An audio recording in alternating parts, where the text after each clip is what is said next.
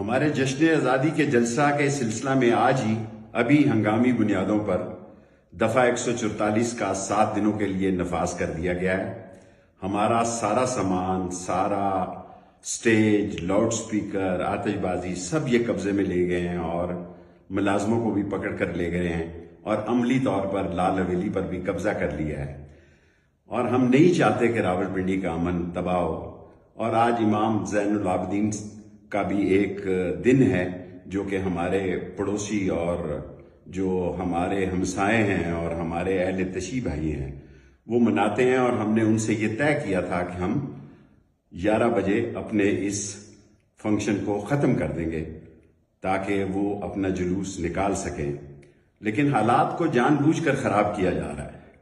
9-10 محرم کو ایک دفعہ ہم نے پہلے بھی راولپنڈی کو آگ اور خون میں جلنے سے بچایا تھا اور آج بھی بچائیں گے۔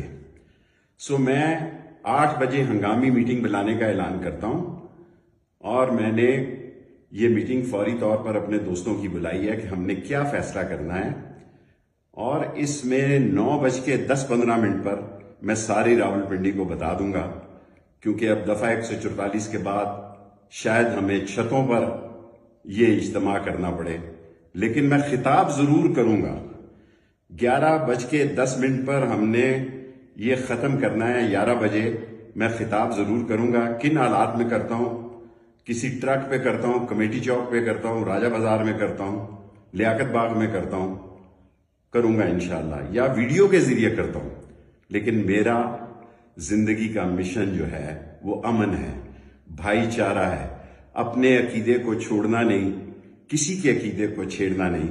اس لیے ہم اہل تشیع کے آج کے اس جلوس کا بھی پورا احترام کریں گے، اور 8 بجے کی میٹنگ میں جو فیصلہ ہوگا وہ ساری قوم کو اور ساری پنڈی کو 9 بجے بتا دیں گے، اور انشاءاللہ تعالی 11 بجے میں خطاب کروں گا۔